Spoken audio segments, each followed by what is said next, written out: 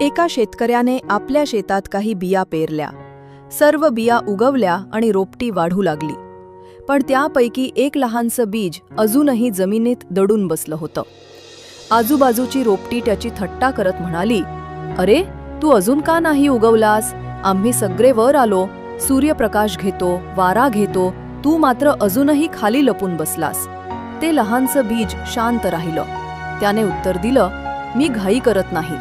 माझ्या मुळांना अजून मजबूत करायचं आहे.